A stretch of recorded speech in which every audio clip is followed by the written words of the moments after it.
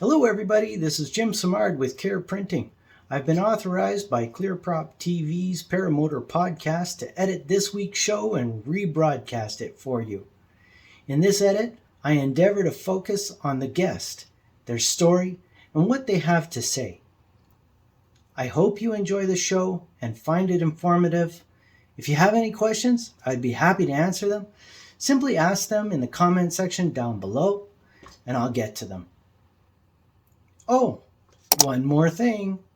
Please hit the thumbs up and subscribe to my channel because I plan on doing this on a regular basis for you. Enjoy the show. You're watching ClearPropTV, listening to paratalk.org. Welcome, everyone.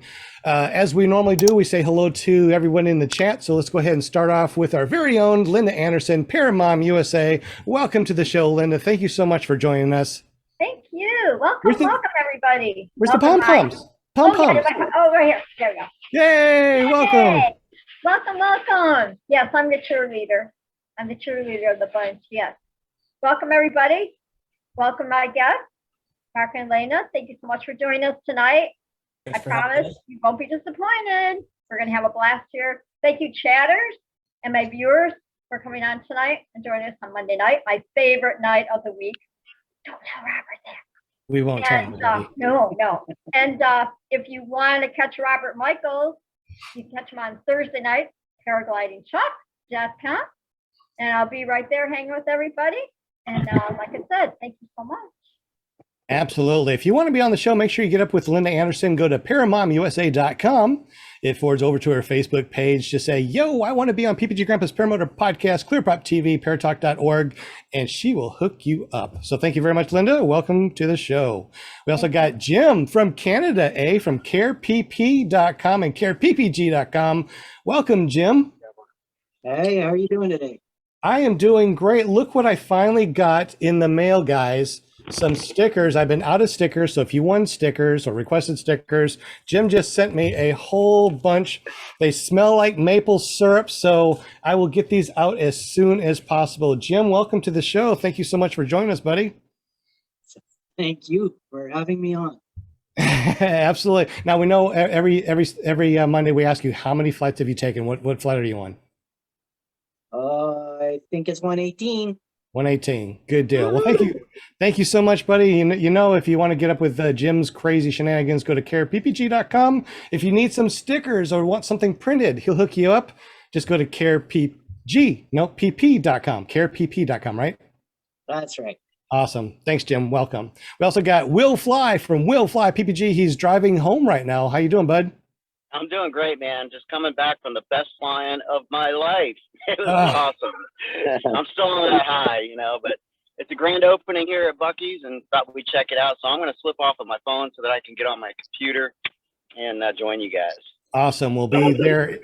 We'll see you in just a moment, guys. Thank you very much. Grab a bag of the dark chocolate beaver nuggets. They're really good. Got some on the way home other day. Well, here we go. I'll see you soon. All right. Thanks, Will. And I guess we got Will Fly's brother, Jerry Fly. Yeah, there we go. All right.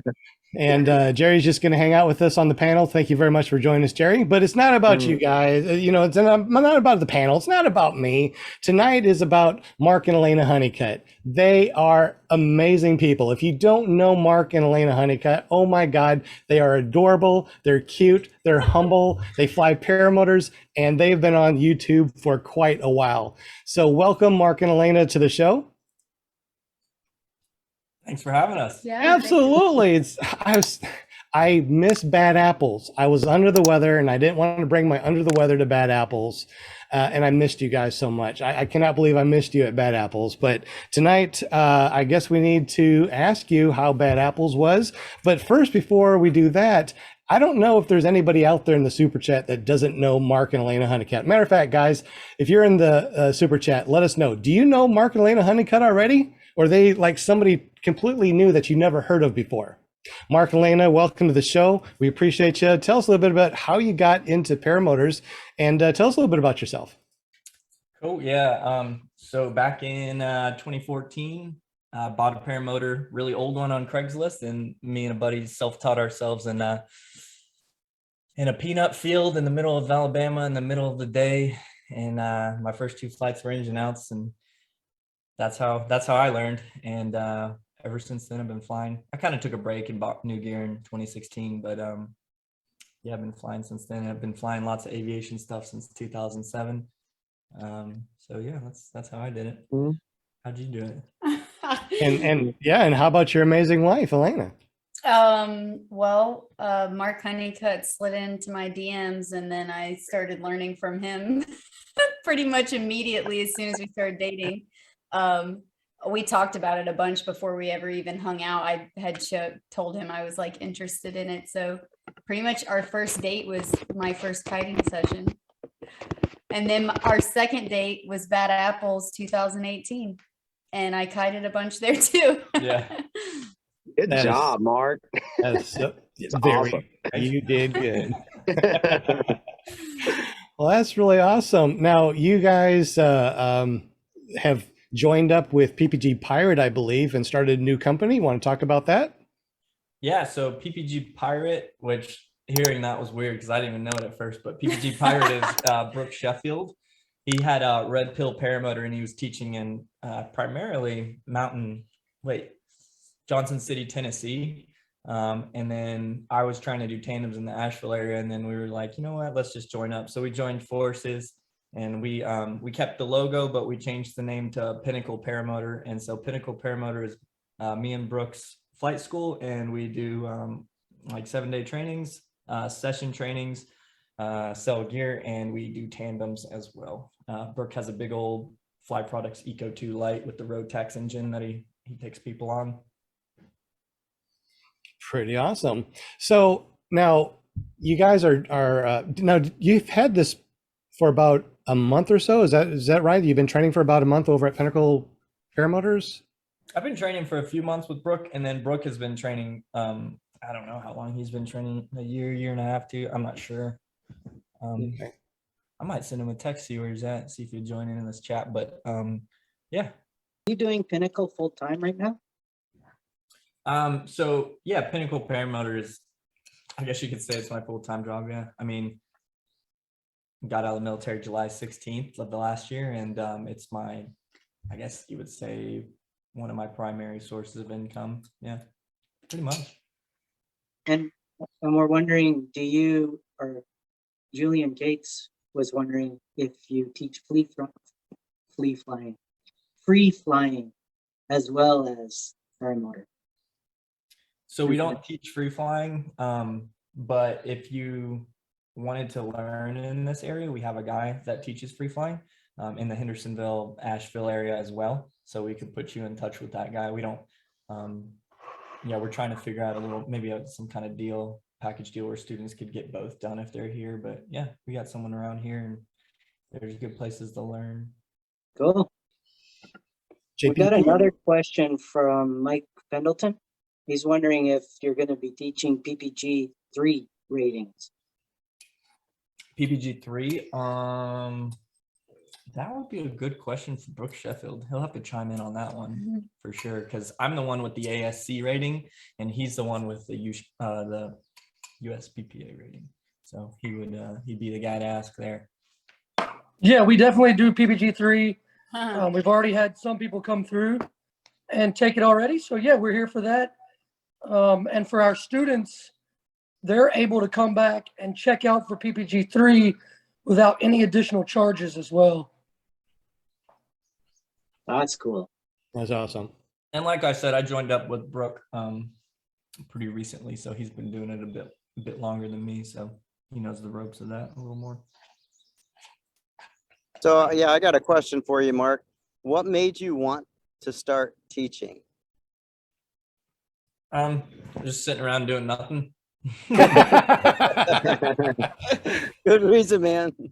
Yeah, it's been enjoyable. I mean, when I'm not going to dime out who it was, but when a grown man lands and just starts bawling, crying, just a full release after his first flight, it's pretty emotional to see. It's pretty awesome to see how life-changing it is. It's tired of seeing that, do you? Nope. Yeah. Yeah. Totally agree. DP has joined us on the panel. Welcome, DP. Glad you made it, buddy. Any other questions on the panel before we continue our interview? Before the show started, we started talking a little bit about your new paramotors that you have and the paramotors that you fly. And I'm sure that some of the questions that are going to be popping up are, because this happens all the time, what are your go-to wings? What do you fly right now? And what's your next motor that you would like to have? So this is how it went down. I went to Bad Apples with the intention of coming home with a different paramotor. So I brought some cash with me. So, and I had to plan to sell my McFly on the way home. So yesterday I bought a Fly Products rider, double hoop, 140 prop, factory R.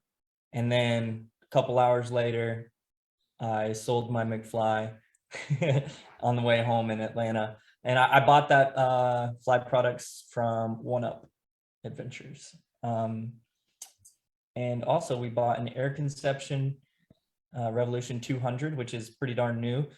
That is on its way. It should be here anytime. It landed in Indianapolis. And then that one's for me. That one's for Alayna for sure. Because we just sold the Nitro 200 that I had bought in 2018 that she always flew. So she needed something. I don't know. We've been buying a lot of stuff. I've bought like 2 reserves in the last few days and all kinds of stuff. But yeah, we haven't, well, the Revolution hasn't got here yet, but I'm really excited for it to get here. Eric DeFore let us kind of put, he has a Revolution and he let us put it on our back and just get a feel for it. And it's like really, really exciting. I cannot wait to get it. That's just like, in my opinion, Nitro, which the Revolution is, I guess, being promoted as like kind of like a vamped up Nitro. That's like my perfect motor to me. I just can't get on board with an Atom 80. I really try to like them, but it's just not enough power for me, especially because we're in the mountains. And so we kind of need a little bit of oomph to get up and away. But the Moster's a little too heavy for me and I have a hard time pull starting it. They're great motors, but I like something like right in the middle, which is kind of what the Nitro or the Revolution offers. Actually, I think what they're saying is the Revolution actually has similar power to a Moster 185. So I'm excited about that. It's a nice lightweight motor and it has e-start, which I really like. So yeah, hopefully that'll get here this week and we can fly it ASAP. Yeah, it's dual start, which is nice because our Nitro 200 was strictly e-start, which was fine.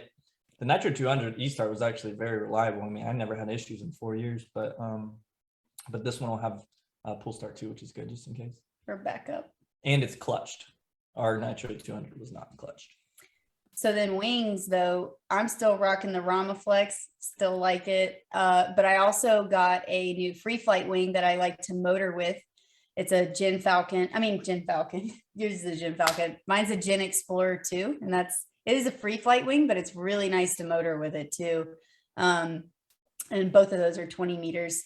So that's the wings in my quiver. Yep. And then I got the Gen Falcon 20 Ozone Buzz Z5, which I've had for a long time. And actually, I just got an invoice from Superfly today for a Gen Fuse 3, which I'm really excited about for tandems. Somebody asked why we ditched the MacFly. We didn't want to ditch the MacFly, but we had to get something we needed rather than something we like really wanted. Yeah. So I really love the McFly. We don't sell it, but I'm going to say that it's awesome. Like, it has the best torque compensation of anything I've flown. Like, if you get the one with the carbon fiber spars. So I was flying an extra large frame, carbon fiber spars, the engine is offset, and you have the swing arm compensation, and you're just going along and you hit full power and that thing just doesn't even move left or right. It's amazing. I really enjoyed it. It was sad to see it go. Like, Judson Graham was sitting next to me when I was at Bad Apples, when I was cleaning it up and about to sell it. And he's like, "So why are you getting rid of the golden child?" Or what did he say? Said something like that. Your golden paramotor. Golden paramotor. I'm like, dude, I don't want to talk about it. It's such a nice motor. I really liked it for Mark. And I thought, like, man, when you saw him flying, the netting was like green and his wings greened, and it was just like a sexy setup. Yeah. But like our plans for this new Fly Products rider is to put it on a flash cruiser eventually, so that we can do tandems and be able to take students up, as well as Brooke. He's already taking people up, but I mean, we have a foot launch set up for tandem, but we really wanted a good motor for a trike, and so had to give up one to get the other. But yeah, the McFly it actually has a pretty darn good tandem trike, but it's hard to beat Fly Products trikes, to be honest. I mean, they're really good. Awesome. DP, were you going to say something or no? Okay, I thought you were. Oh, okay. I when I asked if there was a question, I thought you were going to say something. No, sir. JP, anything? I got my McFly right about the same time that Mark did. I remember that. It was like he put out a video like right around the time I was putting mine together that he got his, and I was like, oh, get the heck out of here. Did you get the same one as me? It was, I have the smaller one, but it was the Moster with the carbon spars and gray netting. How straight does that thing fly? It's wicked. It's perfect. It's like zero effort, and but it's not draggy either. You know, yeah. I think it's got the perfect mix of, you know, just all the right stuff. Now it's discontinued? No, they still have it. Oh. Yeah, we just had to get rid of ours, but yeah, that thing flies straight as an arrow. Yeah, it's great. I think it flies straighter than the Scout, you know, because the Scout has the carbon fiber spars, and I remember flying, because I've flown Tuckers a long time ago and maybe flown another one, and it has great torque compensation too, the Scout, but the McFly I thought flew a little straighter. So it is McFly and not MacFly. Oh, I don't know. Oh, I love McFly. That's, you know. I know. I think I think of Back to the Future. Every time he says McFly, yeah. I'm like, hello, McFly. Yeah. A lot. So tell us a little bit about the Falcon and what do you think about it? I think it's I mean, it's been a great wing for me. I had a lot of fun adventures on it in Korea. That's actually where I got it. Chris Santacroce from Superfly hooked me up in Korea. I literally went to the Jin factory in Korea and picked my wing up, and it was super cool getting to see where it comes from. And yeah, so that's where I first got my wing. I flew it a ton. I flew to islands and camped. I mean, I flew all over Korea with that thing, and I'm still flying with it. It's been great so far. I mean, I love it. I have to admit that when I first started thinking about getting into paramotors, I was looking online, and you came up, Anthony Vella and some kid, Tucker, somebody, and you know, Tucker, I guess, is all right, but man, I tell you what, your adventures over in Korea, you know, Tucker got, I know, your adventures in Korea really seemed like it was really fun. I mean, you free fly, you motor. What is your favorite, and how do you hop back and forth from motoring to free flight? Yeah, that's hard because they're so different, and they're both so enjoyable. Like,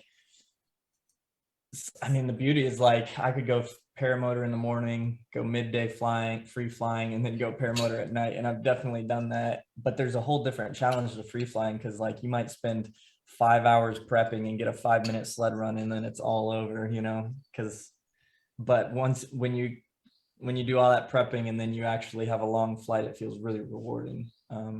It's just fun. No motor noise or anything, nice and quiet. Now, Alayna, do you free fly too, or you just motor? Yes, Mark is definitely the more experienced free flyer of the two of us, but I have done a bit of free flying, and it's funny because like I maybe have done free flying in more states and country than somebody who might have way more hours than me. Like my first free flights were my first like 15 free flights were in Korea. And then I went and got training in Oklahoma. And then like every time we go to Utah, which we like to go like pretty much a couple times a year, we go out there to fly. So, and then here we do it around here some too. So yeah. That is so cool. You're in Oklahoma. You're right next to me. Where'd you fly from? What mountains? It was with Britton Shaw and kind of his gang out there at Buffalo Mountain and Panorama. And Talihina. Is that the Okay. name of town? Tallahena? That's who trained me too, and I was out there too on the mountains and stuff. So that's pretty cool. Cool. Yeah, we love Britain. Yeah, Brendan's an awesome guy. That was pretty awesome. Cool. So, And have you got any plans to build a platform at your place so that you can launch? Man, I was just talking about this with Pablo. Pablo helped me fix my French drain from afar at my house, and he was also trying to figure out how to build a ramp to launch from my house. And maybe in time when I Cool. I have a think bunch of cash. PPG, the other Nick asked that question, so maybe he's got some inside info on it. Yeah, it would be. I'm looking out the window and thinking about it right now, and really, this spot's not ideal for free flying because if you sink out, you're in the trees. Whereas, like with the motor, I launch with the motor because I can instantly give it power and then get into the lift and get off the power. So you live in the mountains right now. How high are you right now as far as altitude above sea level? This where our house sits is about 3,400 feet, and then our training field is about 1,800 to 2,000 feet. I think it's 1,800 feet, you said? Yeah. Does that cause any issues as far as getting students in the air as far as that altitude, or everything's pretty okay? Yeah, everything's fine. I mean, this is where I primarily, well, I actually wouldn't say I primarily spent most of my time flying here, but I'm pretty used to it. That's my altitude as well. Yeah, it's not too bad, is it? No, I don't think so. It's a lot better in the wintertime.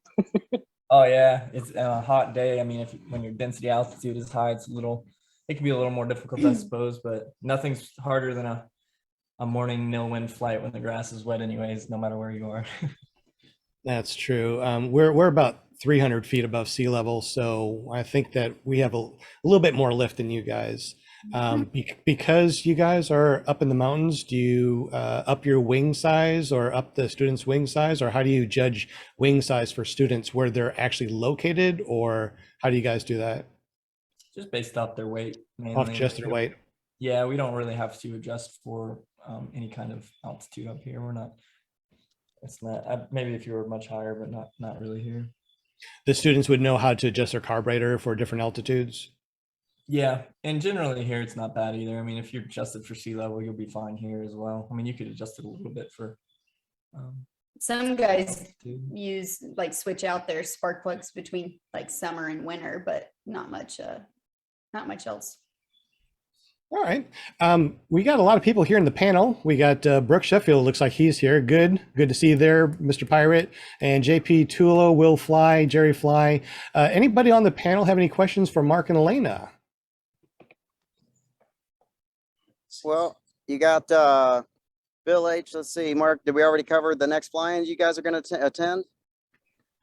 Yeah, so definitely moonshiners, and then I think endless foot drag, and maybe Brooke and I schedule classes around the fly-ins. I think the other one was in Indiana. What's that one called? Oh, I haven't been to that one, but I can't remember what it's called. The fly-in Indiana. Can't remember either, but that's right above me by a couple hundred miles. We talked about Dave Purden's. Yeah. Oh, that's Dave Purden's, yes. Yeah, if you haven't been to Purden's, highly recommended. I haven't been there. Really good. It is good. Where is Dave Purden's flying? Portsmouth, Ohio. So Ohio. south end. West Portsmouth. Patty area. Okay. Right on the Ohio River. Every morning the fog rolls in right over the river, but not such that you can't fly. You just fly right over it. There's like a river of fog. It's absolutely breathtaking. I've got some fantastic photos from that. You can't beat it. It's so nice. Awesome. Yeah, we'll have to.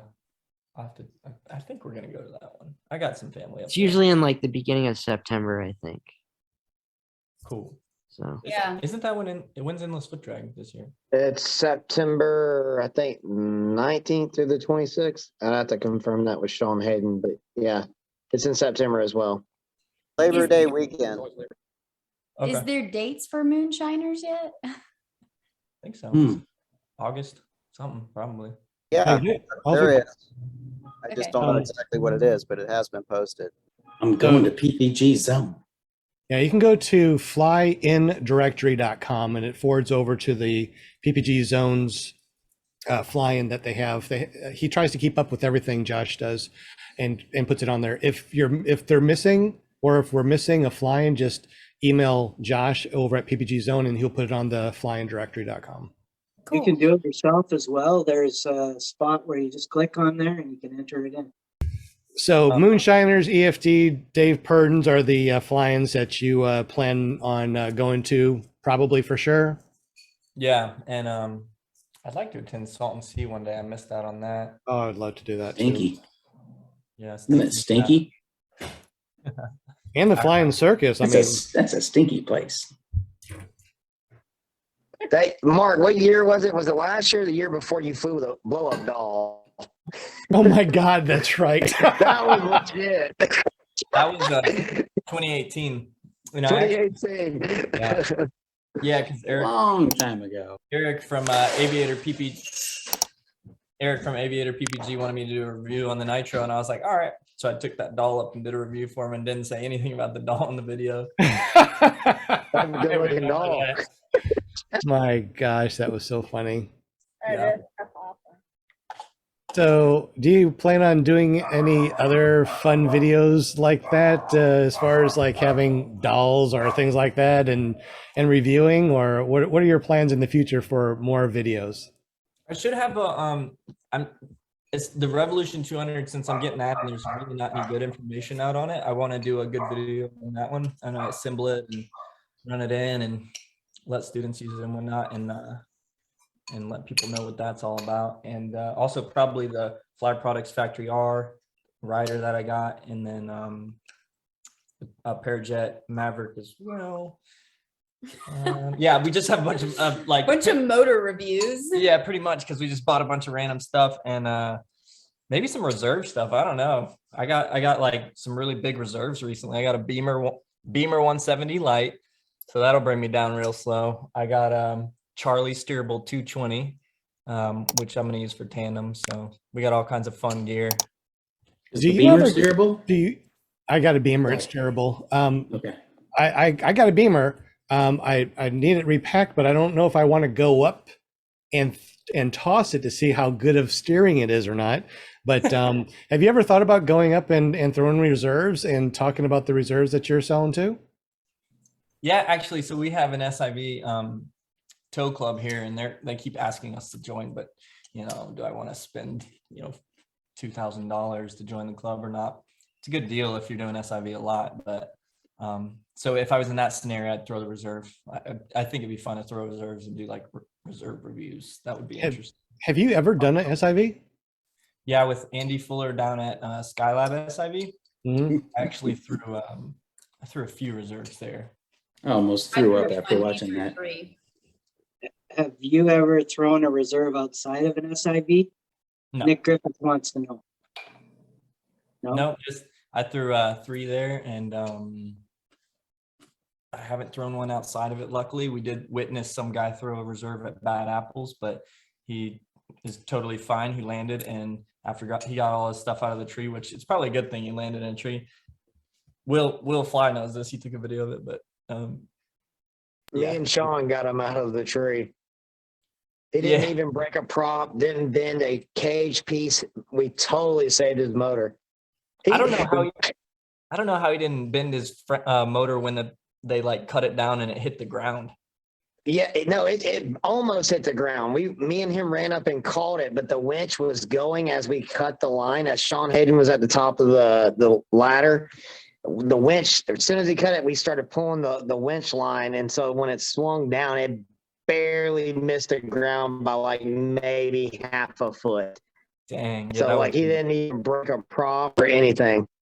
Can you imagine like throwing a reserve? Yeah, it was. And then your paramotor almost gets obliterated from cutting it down. Yeah, and then by the doesn't way, at all. $150 reserve. That's what he paid for that reserve. $150 saved his life. Wow. What, man? It's only worth $150. I'll tell you what, we would not brave.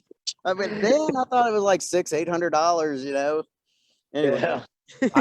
I've spent like 10 to 20 times that recently. Mine cost me $2,000. Yeah, they're not, especially these big ones I've been getting. They're not cheap at all. The Beamer that I got was 1,200, but you're talking about the bigger ones for your trike.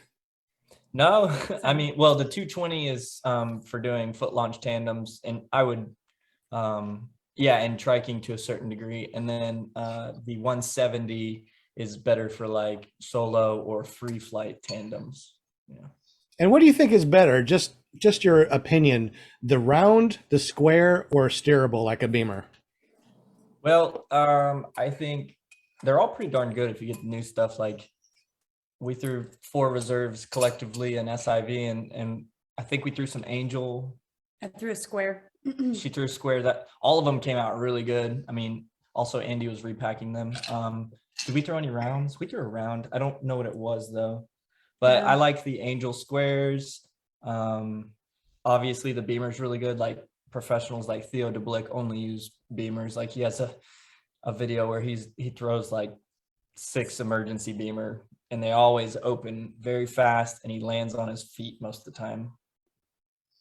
That's what I heard. I figured if I want to go down on a reserve, I want something that can steer. Can you flare with the Beamer? Yeah, That's what I thought. I don't think it has tons of flare authority, but yeah, you can. And then also after SIV, like when I was first getting into paramotoring, I would get the lightest reserves because I just wanted lightweight stuff.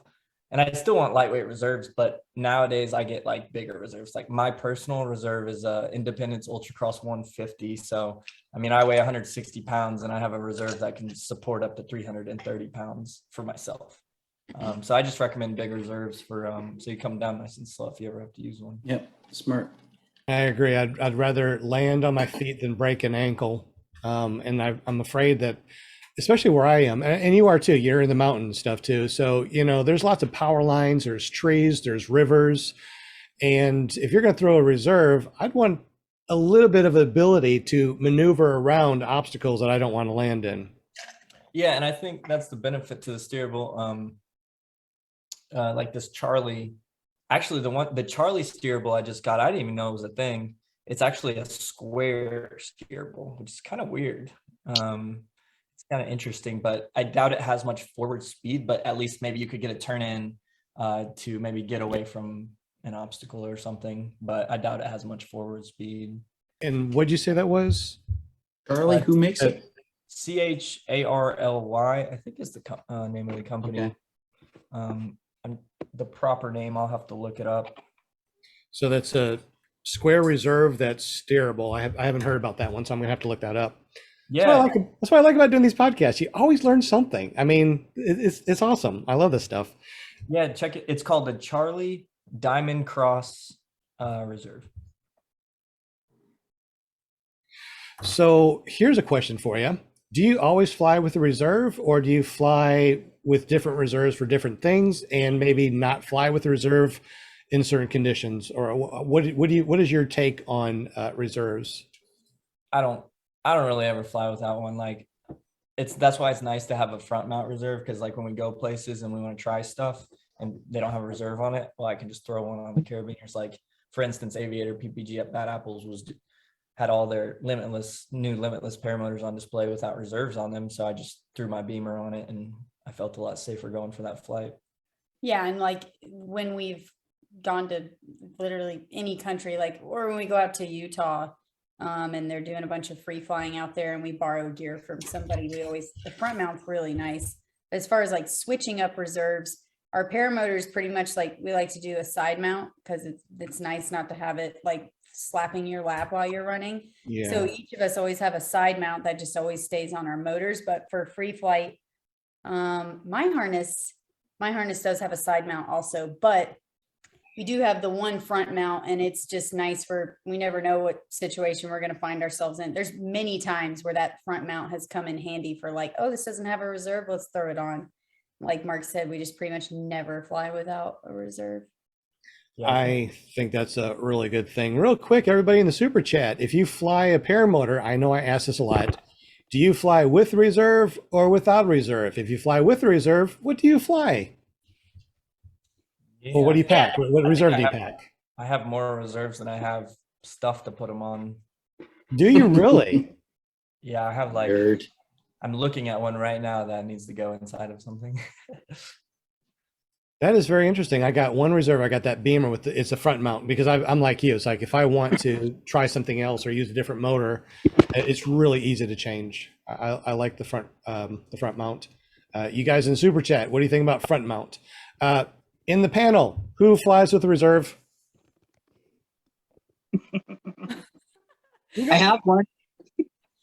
So I'm in the same situation as them. I've got a permanent on side mount on my MacFly that I don't go up without it basically, and then I've got a Gin flight dash container, front mount container that I'm able to take with me, and it just clips in to the main risers on any machine if I'm ever flying someone else's stuff or whatever.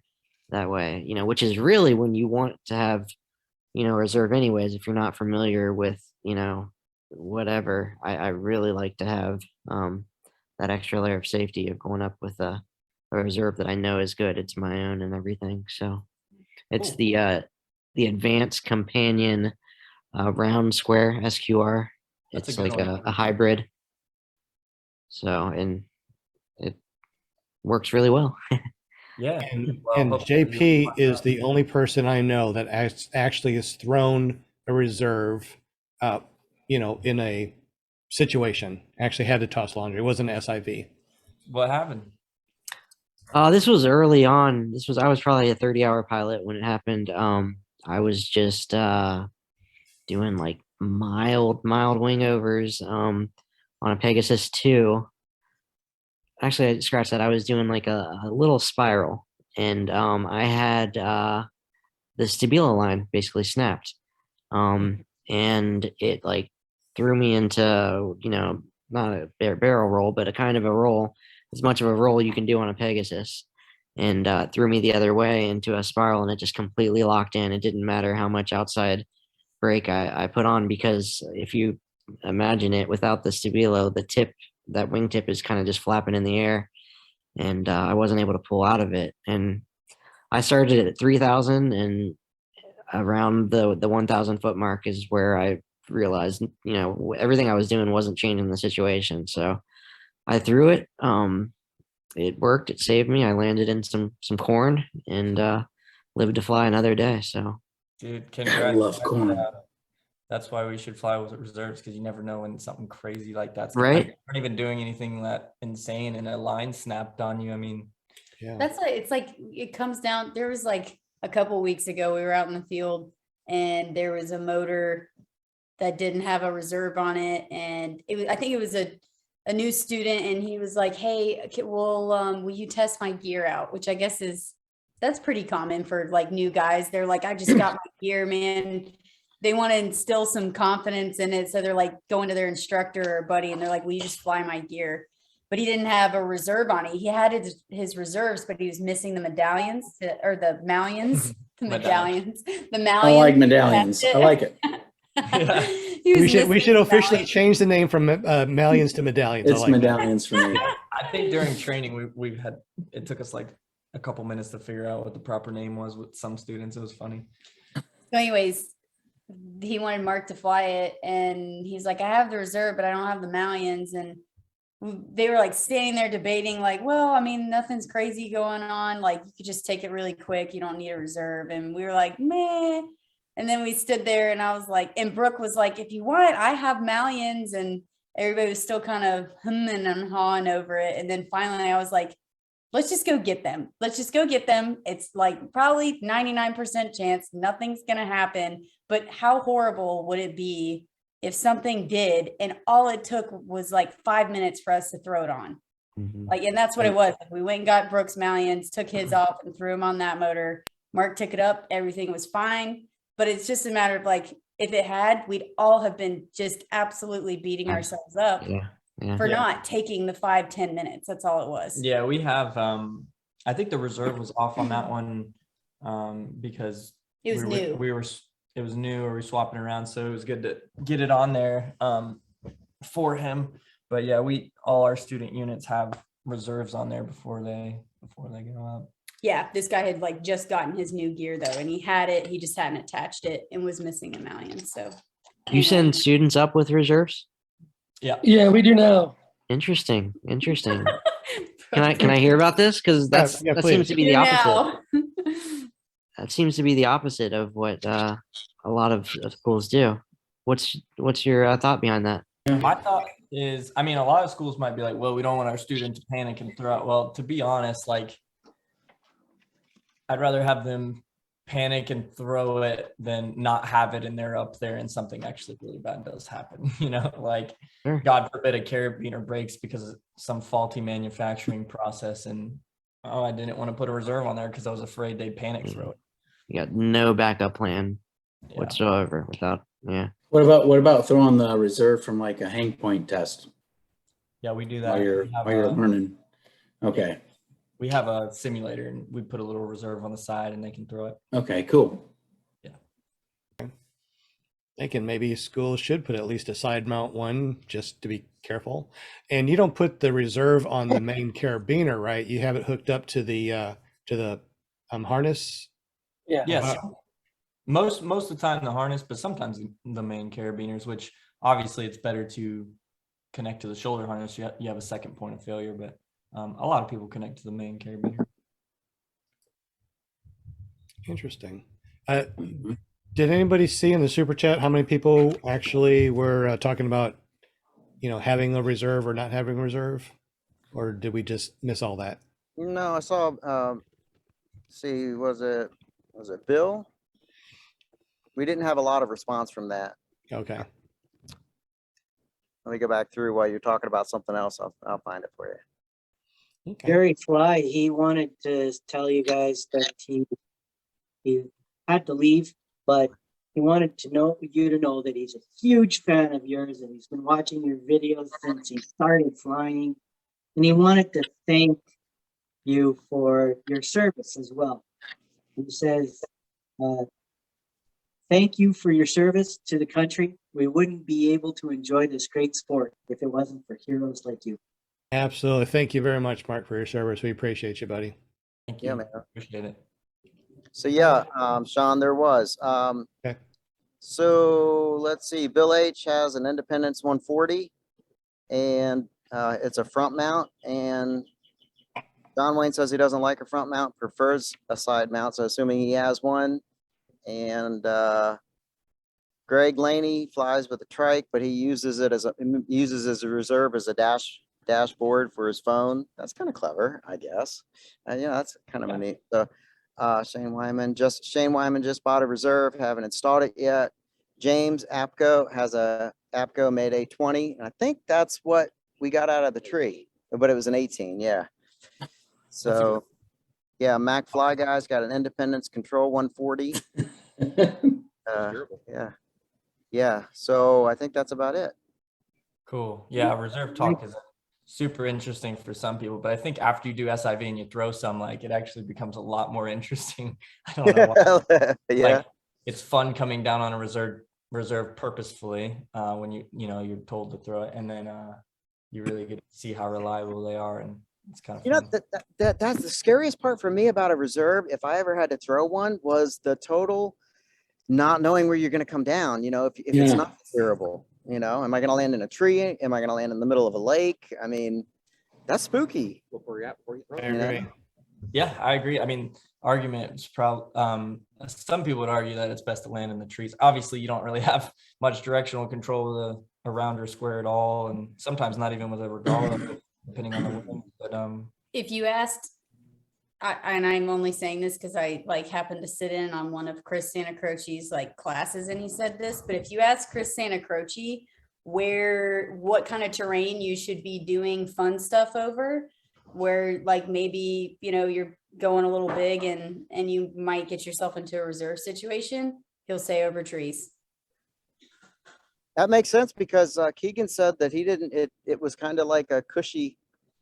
It wasn't like an abrupt stop or anything. It was kind of a cushy, stop. Yeah. So, They're more forgiving, I think. Yeah. I mean, of course, they always do SIVs over water. So, but that's if you're coming down by yourself, you absolutely don't want to be going in water. No. SIV is such a controlled situation, but I guess if you're if you have the option of having the chase boat and everything, water is going to be more pleasant if somebody can just come up and grab you than going in a tree. Yeah, I went to Andy's SIV also and threw a reserve, and that was a very interesting experience. And I threw a round, which is why I got the beamer, because it's like I went down pretty quick. And if it wasn't in water, if it was like on land or something, I'm thinking that I probably would have sprained or hurt myself pretty bad. I think I got really lucky. Like I came down so slow on mine. My head didn't even get wet. Like I just like was like a teardrop into the water. And so I felt really lucky that mine was so pleasant. Like I like got out of the boat and I was like giddy and I was like, that was cool. Yeah, you were the poster child for SIV. Yeah, I still like to go watch the videos we made. Sometimes they're fun to go back and watch again. Yeah, it seems like every time that I get a new wing, I go to SIV Course just to see how that wing works. You know, even though I fly 28 meter wings, all my wings have been 28 meters, they all perform differently. You know, the Roadster 3 performed differently than the Gen Vantage, than the APCO, Lift EZ. I mean, they all did weird things differently. When you went and did your SIV, did you use your wing or one of Andy's? Both. Now, when you used your wing, were you able to kind of feel what your wing could do that you never felt like before, as far as motoring or paragliding? Could you feel it, Mark? Oh, for sure. Yeah, my Gen Falcon tried to destroy my life. I did like a full. I was doing full frontals, and some of them went all right, and then one just like folded up in a ball and like sit me into like a sat and like a 50% collapse sat. And I was grabbing the reserve, and then everything started to come out and on riser twists. And I let go of the reserve, and I was like, all right, good. Yeah, coming out of riser twists, that's pretty good. I ended up almost, I was into riser twists, and I'm like, should I try to fix it or should I throw the laundry? I'm like, let's just see if we can fix it. After doing an SIV course, did you feel more confident as a pilot, like the first SIV course that you went to? Do you feel like a better pilot, more confident in your gear, your wing, in flying before going to the SIV course? Yeah, I definitely think so, for sure.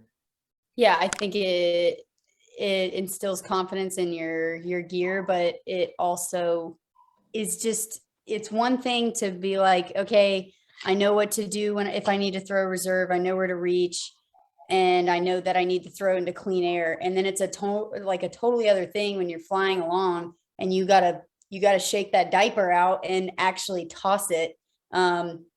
Whereas like, even if you practice that on the ground, it's good because you realize how hard that those can be to actually pop out of their little pouch. But yeah, that's all I have to say to that. Okay, so the first SIV is the main purpose, kind of the main goal is to get to a full stall and how to recover it. Is that kind of the purpose of it? I wouldn't say that necessarily. No. I can't speak for like other SIV instructors, but I think for Andy, he kind of bases it case by case. Like he looks at where the pilot's at and what they need to focus on first before they progress to that. I mean, I did them pretty quickly. I don't know, maybe that's a question for instructor, but that's something we both did in SIV. And I think that was like one of the biggest things I learned from there. I mean, we did all kinds of stuff, all kinds of like collapses and spirals and stuff, but the stalls, there's like, those are like really eye-opening. That's one reason I didn't want to take an SIV, because I'm pretty much afraid of stalling the wing. But the way he had explained it is, it seems like a stall is like a reset, to a lot of maneuvers to a lot of times when things go wrong. But he was explaining how, no, we'll do like B stalls. I mean, we kind of, there's a progression to it. It's not like, okay, full stall, which is what I was thinking it was going to be. So I guess the SIV can be done in stages, and not all at once, like 0 to 100 in like your first lesson. So I'm considering doing that again. I mean, whereas before it's like, no, that's not going to be. Well, Yeah, real quick, when I went to the SIV course, a guy went there just to learn big ears. He didn't care about stalling. He didn't care about spirals or barrels or nothing. He just wanted to know how to do big ears. So his entire weekend was learning big ears. That was it. When I went there, it's like, I said, I want to feel what it feels like to have collapsed wings, because one of the things that scared the crap out of me when I first started was hearing about wingtip collapses and stuff like that. So I'm thinking, oh, wingtip collapse, so I'm going to follow this guy. When you do a 50% collapse and you're still flying straight, it's like, well, what was I afraid of? So you can actually go to an SIV course and say, hey, this is what I would like to learn. This is what I like to feel. It's totally up to you. Mark and Alayna, when you went there, did you ask, to learn certain things, or you just went through Andy's program? I think it was a little bit of both. I mean, I think I did way more than I thought I was going to do. I was like pretty surprised. I mean, I guess I shouldn't have been surprised. I didn't really have any like expectations for how much I was going to do, but I did not think I was going to do sats and stalls. And I ended up loving doing those. So it's funny. I went in, I had like some fear going into it. I definitely was very scared to do stalls, but then once I got into them, I actually enjoyed them and see the benefit in doing them, because like it can be a life-saving maneuver if you know how to do it, to get yourself, like you said, it's like resetting your wing, right? If you get yourself in some trouble, you can reset your wing. And sats were a blast to me, and I didn't think I was going to get to do those. What about you, Mark?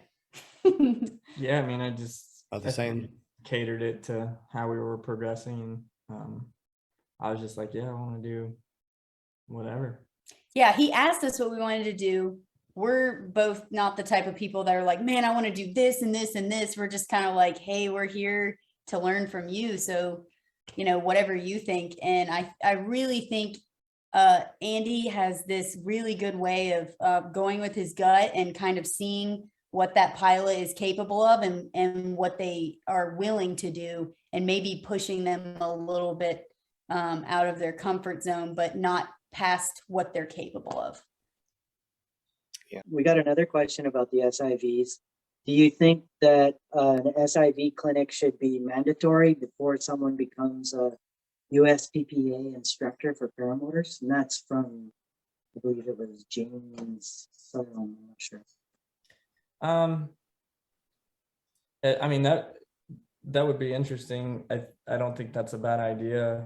I don't at all think it's a bad idea, especially because, I mean, there's some people who are like, they flew for years before they became instructors, so they got a lot of hours and experience. And then there is some people that like super early on become instructors.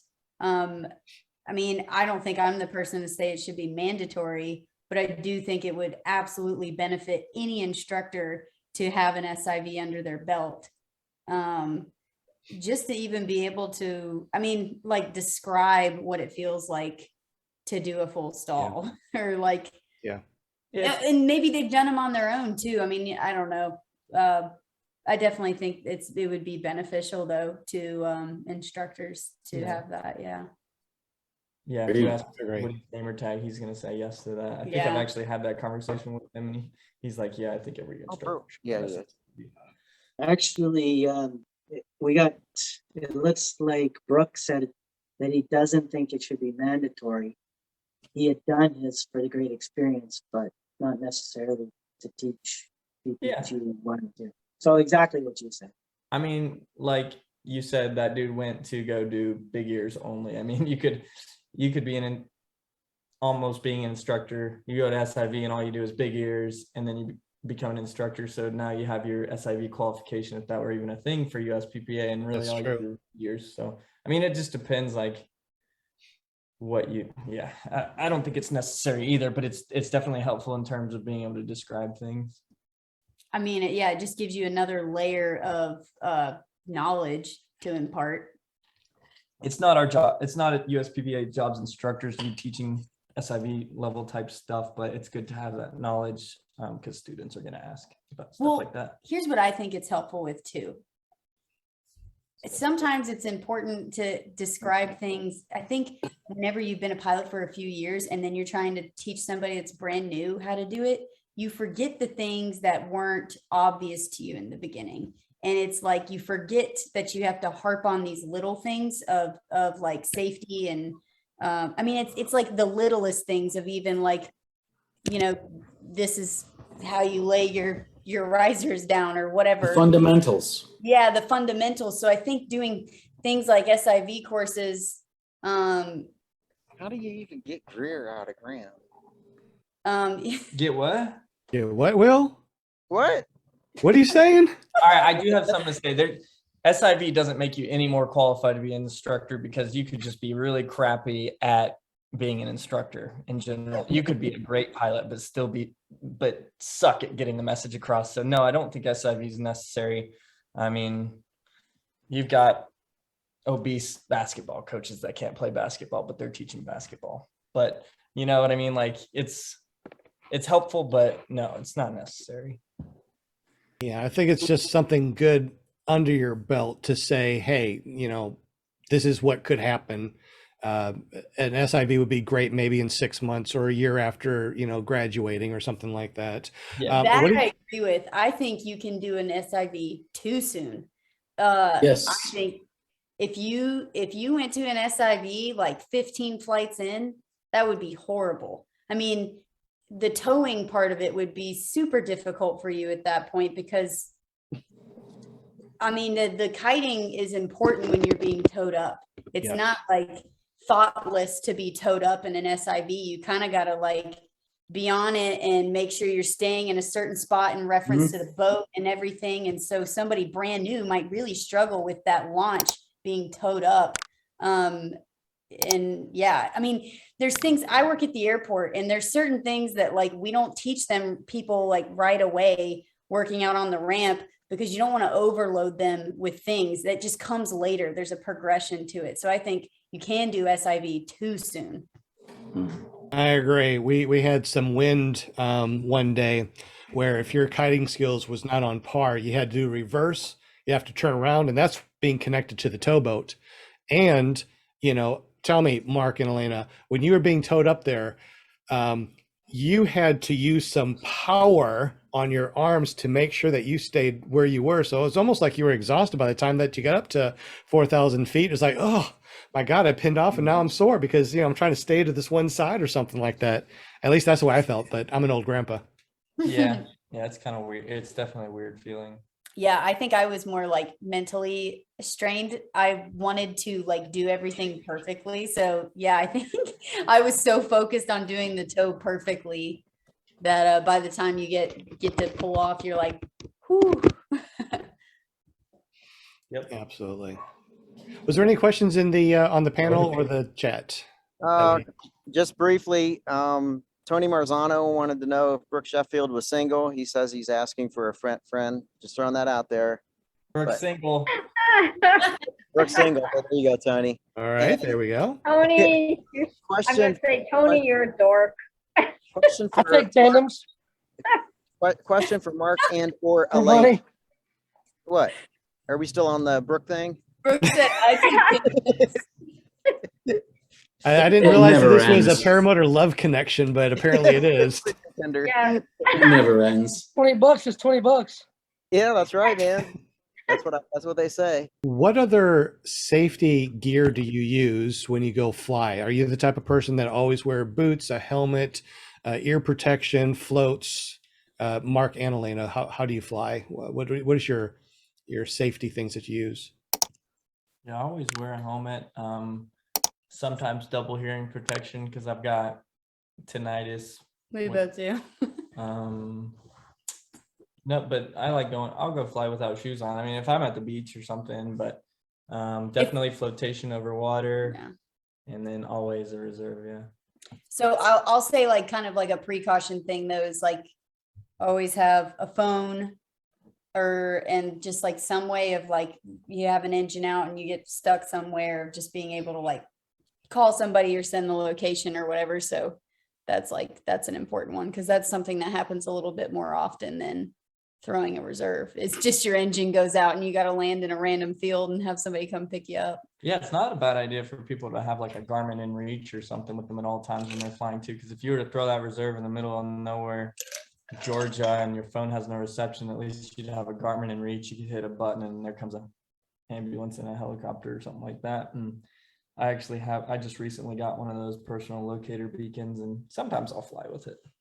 Is it that Spot that you're talking about? The one that's cellular, that's not cellular, but from satellite? Yeah. It's I forgot the brand. It's like lime green. You have to unfold it, and an long antenna pops out, and you press a button.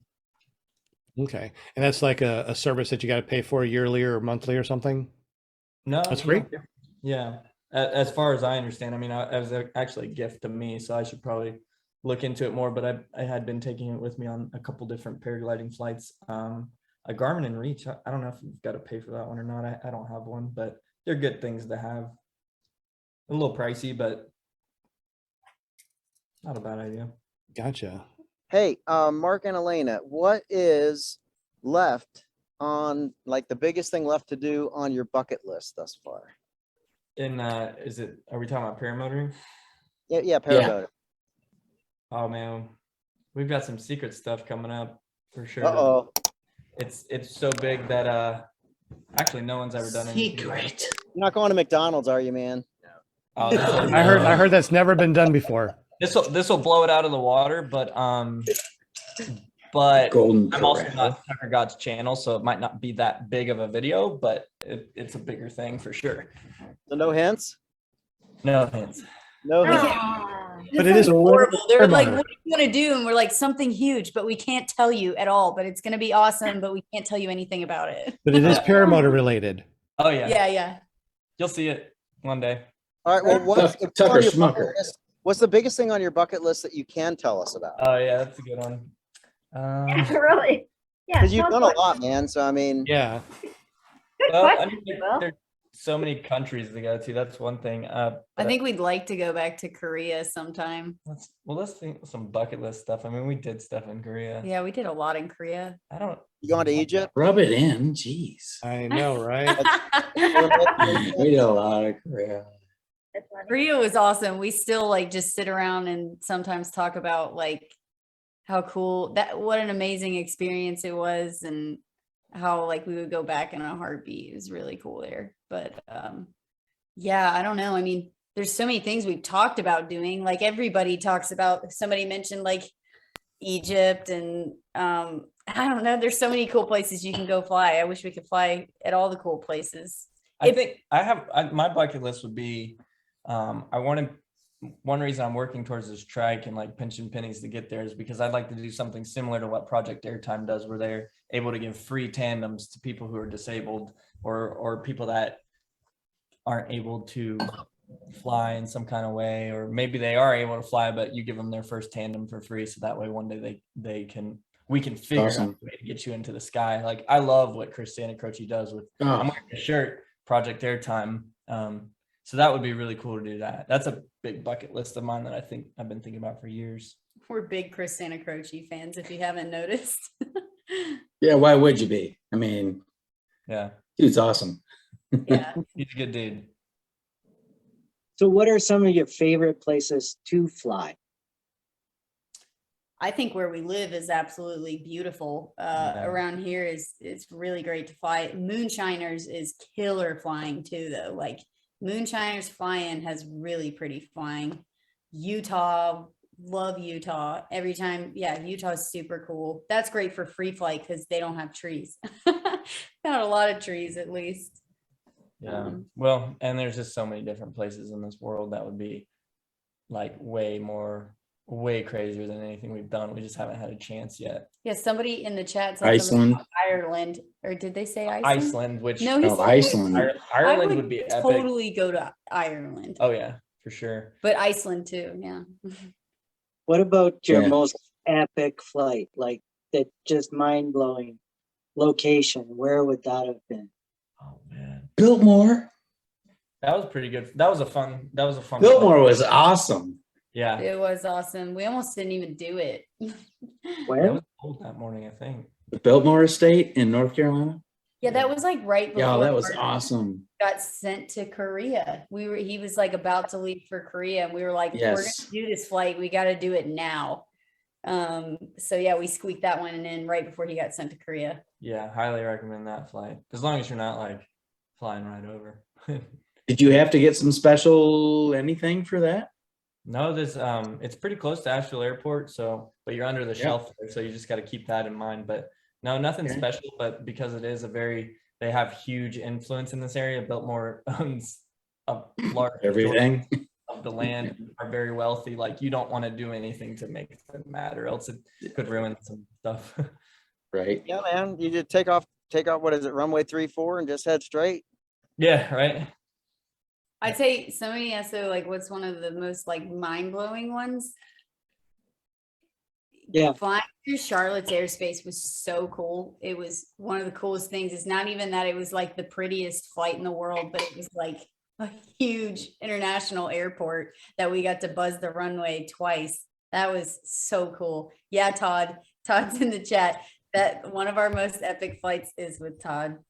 Yeah, I mean to be on a runway that's 2 miles long, and it, you know how slow we go, and it takes forever to get down. To, the like, runway. 15 minutes to go, and we got to do it twice, so we were just like buzzing a huge airport for 30 minutes. It was so cool. And the white strip, the like white lines down the middle of the runway when you're landing in an airliner look pretty small, but when you're on a paramotor, they're literally like Freaking huge. twice as wide as Yeah. you or more. I don't know. There's like Like the size of a the size of a freaking runway, each white strip. A bus. Yeah. Yeah. like when we were coming in, there's a couple of runways that run parallel to this outermost one that we were able to fly on. We were coming in and there's like a 737 just on approach right next to us. Like it's just it's really cool. That was a really cool flight. Yeah, if y'all have a friend in ATC at the Class Bravo airport who can coordinate with the city, the airport, and who else did I don't know. He coordinated with like 3 different organizations to make it happen legally. Then definitely do it. I would like to do it. I work at Asheville Airport for United, and I would really like to one day like figure out who I got to talk to be able to buzz the airport that I work at. Oh, that'd be so awesome. Yeah. Yeah, that'd be fun. I got a name for you, Alayna. Bob Carter. Bob Carter in the tower. In the tower at Asheville? Yeah. Good to know. I'm gonna write his name Wife down. was my that was my very first. I was her very first student, and she was my first flight instructor, Cindy Carter. She still instructs there, I think. Wow. And in case you didn't know, Will Fly actually has his GA, so he actually flies airplanes and paramotors. Cool. Cool. Wait, that was your first, Will? Or they're still living? When I was going for my private, yeah. She was Okay, good. first instructor. Nice. Yeah, and you also know John Faydock at Hendersonville Airport. Yeah, and you notice I didn't ask if you said hello this time. Did you notice that, man? I didn't want to put you on the spot. I can't remember if I've told him or not. I don't know. Probably not. I don't see him as much at all, really. Yeah, that's a great area to fly. It's just beautiful. Yeah, especially. But hey, that's on my bucket list to fly around in a paramotor around, Hendersonville, Asheville, Never done that. Come on over. I mean, you're not that far. Not at all. Definitely. Yeah. Is Icarus race on your bucket list? Yeah, I was just talking to I think Judson at Bad Apples about that. I don't think they're doing one this year, but I don't think they've done one since like a long time. I'd like to do that for sure. And I think, yeah, I would do it. That's on my bucket list too. I'd fly across the country. I want to do that too. I want to do a lot of stuff that that requires money. Yeah, well, I mean, get up with Harley Meln. Yeah, Harley and some money. Yeah, he does the 50X. He's flown in every single state, including Canada including Alaska. Did I say that? Yeah, Alaska and Hawaii. Hawaii. Yeah. Hawaii. Yeah, when he was doing his flight across the country, when we were still living in Louisiana, because Mark was still in the military, and he wanted us to meet up with him, but we actually were able to surprise him. What did we do? We drove to we flew all the way. Yeah, you met him out in the middle of somewhere. I can't remember where we launched from, but we didn't launch from where he landed, did we? Yeah, We launched from unplanned. Yeah, We launched somewhere nearby, and then he pulled up, it was like perfect timing. Like we were there, and then he pulled up in the sky, and I think he was really, really surprised. He didn't think he was going to see us in the sky, but it was he was cool. just tired and ready to land. Yeah, but we went and ate. Before I think 30 minutes after sunset, he was trying to be legal, so he had to get on the ground. But yeah, I think that was the first video of yours I watched. Oh, cool. Cool. That was cool. I have a question about the apps that you use. What kind of apps do you use to check weather? And do you use any particular apps as you're flying to keep track of your flights? I generally don't keep track of my flights unless I'm free flying. And for that, I would use like my Flymaster, or I would use like Live Tracker. And then mostly when I fly paramotor, I'm pulling up AvAir because I have an Android, so I don't have a good app. So I use AvAir for determining airspace and altitude and speed. And then for Alayna, she'd use Fly Sky High. And then for weather, I primarily use Windy. And sometimes I'll look at the local METARs at the airports nearby. And then What's that one website that's like a man's name? Do you know what I'm talking about? Ryan Carlton. Yeah. And then the balloonist. And Brooke showed me iKite Surf, which is pretty cool too. Yeah, I use Ryan Carlton all the time. I haven't heard what. iKite Surf. iKite Surf? Yeah. Okay. Hot Buttered Productions said they use Bumble. They use Tinder. Bumble while in flight. Hey, I mean, if you're gonna land at your honey's site, So yeah, that's a good question for all the people in the super chat. Do you use apps to fly as far as your weather and also keeping track of when you fly? I use the Skyfly High mostly because it'll automatically go over to Live Track 24 for me, so I can keep track that way. And Windy and Ventusky are my two wind apps that I use pretty much all the time. How about you guys on the panel real quick? What do you guys use? Brooke, do you use any apps? I use for the winds aloft. I just use what Mark said. And Jim, I didn't hear what you said, bud. I use PPG Zone for the winds aloft. I really like it because you can select each hour that you want that's going in advance, and then it's got direction. It's got like an arrow as a direction of the wind, as opposed to the degrees. So it's really easy visual reference, and then it's got the inversions as well. So that's right. PPG Zone has one that's very similar to Windy, but it's a little bit more advanced. I forgot about that. Thanks for reminding me. I can't figure out how to make my Windy one, the winds aloft, work. You need to hard click. Oh. Yeah, hard click if you're on your phone, hold down your thumb, hit show weather picker, and then on the right, you have to go to the menu and you can roll to all the way up to 45,000 feet. Roll. Okay. Yep. So it's like a hard press, and then that thing will pop up. Yeah. I thought you said hard click. So because of that, there was those little hearts on there. I'm like, okay, I'll try that. So the hard press opens up in a different menu? Yeah. Look at all these hearts. Yeah, the hard press, and I don't know if you want to hard press on a heart, maybe just on like a blank spot. Hard press and release, and then it'll show up the weather picker. I got one more good app. It's called, I think I pay for it, and I use it mostly for free flying, but it's called XC Skies. It's really good for if you guys start thermaling midday or whatever. Oh, hey, there was one that you mentioned just before my battery died on my laptop. It was kite. What was it? Surf. I kite surf. I kite surf. I'm going to check that one out. Yeah.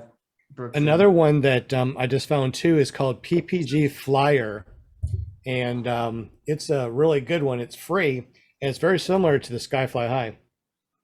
Cool. Yeah, I think I used to use that now. It was kind of a quick show there, Sean. Sorry. Yeah. So, it was like, you He'd want have us to to know charge about you it if or he showed not? it more. All right, it is 8:30. So how about we do 30 more minutes, but we do an after show where we can bring on anybody in the super chat that wants to jump on the panel. Does that sound good? Sounds good. Okay, pal. What's that? I said okie dokie, pal. Okie dokie. All right, so I'm going to enable the waiting room. And while I find the meeting ID and passcode, was there any other questions in the chat or on the panel for Mark and Alayna? There's a really nice question here by Alex. Interesting question. Do you guys fly, or do you find yourself flying for YouTube videos, or do you fly for fun mostly and happen to make YouTube? Both. I'd say too, though, sometimes when we set out to like actually make a YouTube video, they end up being so much fun. Like the popcorn video where we once threw like this huge bag of popcorn. I thought it was silly. Mark kept this nasty stale popcorn for like a year. I actually had the army, some Korean gave it to me, and These Koreans gave us this huge bag. It was huge. and I put it in the I think it got shipped back on a plane or however they ship our stuff back in some kind of a crate, and popcorn made it all the way back to Louisiana. I think it was like a year and a half later I threw that popcorn from a paramotor. How many kernels? How many kernels did you eat, Alayna? None. There was, I think some landed in her wing, which like opened up her wing like a few months ago, and there was popcorn in there. So that would make it like 3-year-old popcorn. I tried to get Mark to throw it away so many times. Mark was like, no, I'm going to make a video with this. I'm like, you've had it for over a year. It's nasty, stale popcorn. Throw it away. Yeah. And then when we finally did it, it was so funny. It was that was fun. I love it. Now I have, That's a cool story. I love that. and now I have some more expired popcorn. I told her not to throw it away because I want to throw it in a thermal and see if it'll like ride up with me. This is way Oh, that would be cool. I didn't even think about something like that. Yeah, that is a good idea. I know like lightweight stuff does. Like when I'm thermaling and I see like a feather or a leaf like in front of me, I'm like, I might be hitting a thermal soon. Or like if I smell cow poop at like 5,000 feet, I'm like, that thermal was established right down there at that cow pasture. It's like, so I wonder if popcorn would climb with me. That's great. Might be too heavy. I think if I saw leaves going past me, I'd be wanting to get out of the air really fast. Yeah, right. You're like, why are these going up and I'm going down? Exactly. A dirt devil. I don't know. Pretty good indicator. Have you ever flown and looked up at your lines and all you see is spider webs? Yeah, Yes. a bunch of Charlotte Web babies. Yes. Yeah, that's like from the movie. I think I actually put in my video one time, I mentioned that. Oh, it's And so then funny. I took a clip from Charlotte's Web where like they all go off onto their journey into the sky. But what's the pig's name? Charlotte? No. Wilbur. No. Wilbur. He's Wilbur? like, where are you guys going? And they're like flying away, and Mark put a caption and was like, we're going to fly into Mark's wing. I don't That's know. good. I wish I could remember what video it was too. It was so funny. We got another question here from James, who's wondering whether you ever see yourself flying helicopters again for a living. Yeah, I should be flying one soon. Our one of our local paramotor friends just bought a helicopter, so and he's learning. Why are you laughing? He does that to everyone. Don't take it personal. He's laughing because it's ridiculous that someone bought a helicopter. They're so expensive. He's just a very happy guy, which is awesome. That's No, That's I don't right. think he's he's laughing. very I know. positive, very happy. Yeah, when he laughs, then I start laughing. I don't even know what he's laughing at, but he's laughing. I'm like, Stop oh, on you. so funny. So I God, just it laugh. was the whole Maram you thing, okay? Sorry. He reminds me of Richard, one of our local pilots, Richard, actually. But yeah, so our buddy Bill bought a helicopter. He's getting helicopter training, and so he wants me to fly in his helicopter with him. And said if I wanted to be a flight instructor, that he'd actually let me use his helicopter. So you never know. There you go. That works. Yeah. Yeah. We are officially in the after show, ladies and gentlemen. So if you want to jump on and just hang with us and talk with Mark and Alayna Huneycutt and the rest of us in real life, not through a chat, you're more than welcome to join us. Also, if you'd like some of these wonderful stickers that we got from carepp.com, which is Jim's company, just let me know. You can contact me by texting me on my cell phone, 501-747-3558, to say, hey, this is whoever you are, and I'd like some free stickers. And if you already won some or asked for some over the last couple of weeks, sorry, I didn't have any, but I have some now, and I will send them out very, very soon. So please text me and let me know. I'll put that in the chat real quick. I thought you test flew the factory R. Yeah, on a Limitless from Aviator PPG. Oh, okay. So how was the Limitless? What was it like to fly? I thought it was fine. I mean, I think the fit and finish looks really good. It looks like a good paramotor. It's really customizable. Like you can literally like make the swing arms go up or down from where they connect. You can widen them. You can bring one out further one way or the other. They might, I don't know a ton about it. Maybe they even have more customization that like if you call, you can do certain things because the company they're working with has really helped them customize things. But in flight, I mean, it was fine. I mean, I'm used to a fly that has like stellar torque compensation. So it was. Different motors. What's up? Different motors. Isn't that the one that you could put different motors on it without much trouble at all? I think it. I'm not sure. I didn't ask him about that. I just flew the factory R on it, which had a lot of power. Up to the 303. Right on. Yeah. I really enjoyed the one where you were trying to launch from, what is that, your front yard or side yard? Driveway video. That one was gnarly. Yeah, that was pretty cool. That was awesome. You had me worried. Yeah, that was fun. I just actually I tore 2 of my gliders doing that, so it was definitely. Oh my gosh. It was a costly event, unfortunately. Yeah, well, I knew you tore one. I didn't know you tore 2 of them.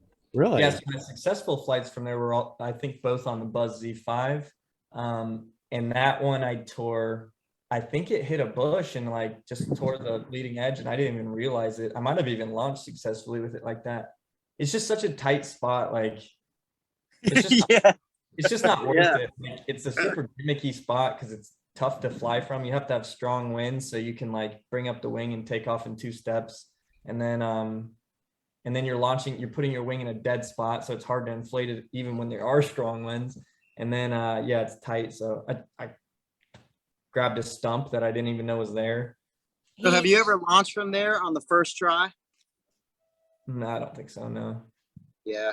Well, when I first try as in like first inflation, no. Yeah.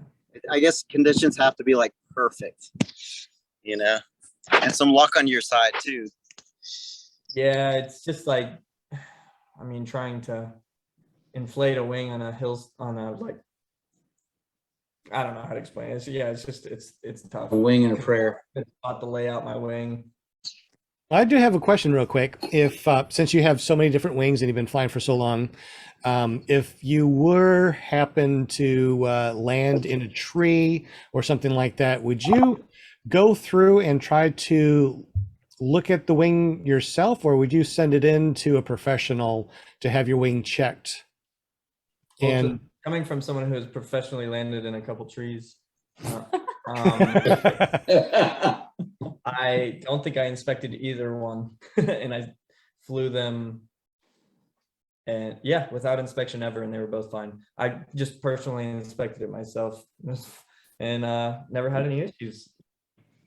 That's good. But it's not a bad, it depends on if you like were to come down hard and like on his reserve toss or something, but at that point he had already busted lines anyways. But yeah, I mean, it's not a bad idea to send it in for an inspection. Do you regularly send in your wing for inspection, or do you inspect them yourself? I would send it in, the standard time frame it says on the wing, like 2 years or 100 hours or whatever. Depends on if you leave it in the sun more than other wings, I guess. And real quick, if you are in the super chat and you do fly paramotors, how often do you send out your wing? Do you do what the manufacturer says? Do you inspect it yourself? Let me know in the super chat. Thank you. Well, Mark and Alayna, you guys are awesome. Thank you so much for your time. You guys are awesome. The cutest couples flying I've ever seen. Ever. Can't wait to see you at Moonshiners. And where else do we save? Dave Purdon's and EFD. I'm going to try to make it to at least one of these coming up. So appreciate you all for jumping on and hanging out with us. John Wayne for jumping on, and Austin, Riverfoot Cassidy, thank you guys for jumping on and hanging out with us. Flying Flamingo Jade, Brooke, Paramom USA, living at Anderson, thank you for being with us and being our cheerleader and getting people to be on the show. I mean, you were able to get Mark and Alayna Huneycutt. I owe you $5. Well, I couldn't do without Brooke, but then Brooke lets me know, and then I reminded Mark. I said, okay, you got to show on Monday, your time to shine. And I always put a little reminder in there on Fridays or Sundays, so the guys know, they can get know what's going on. And yeah. Thank you, Brooke. Yeah, thank you, Brooke. Thank you, Mark and Alayna. Thanks, Brooke. Absolutely. And Jim for printing out all these things from Canada that smell like maple syrup. So when you get them, just go, it smells like maple syrup. Smells like Canada, eh? That's what it's all about. And Will Fly PPG, all of his awesome videos at willflyppg.com. Mark and Alayna Huneycutt, all of their information is down below. Their links for YouTube and everything. So make sure you go there and subscribe if you haven't already. So subscribe. Hit that bell notification.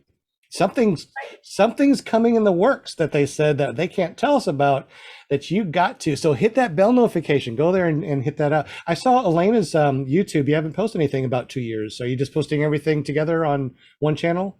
Yeah, pretty much once we got married and we were together all the time, it just didn't make sense to be separate videos anymore. Absolutely. Who knows? Maybe one of these days I'll just randomly throw one up there again. Y'all have a great day. Thank you very much for going over to PPG Grandpa's Paramotor Podcast, ClearPropTV.com, Paratalk.org. If you can remember all that stuff, just go there and check it out. It's really cool and amazing. We love you guys. We'll see you tomorrow on Eric's. We'll see you on Wednesday on Flying Flamingo Jays, and of course on Thursday over at that one guy that flies. Paragliding. Shot. I love it when you say it. It's so awesome. Y'all have a great evening, and thanks again. We'll see you later.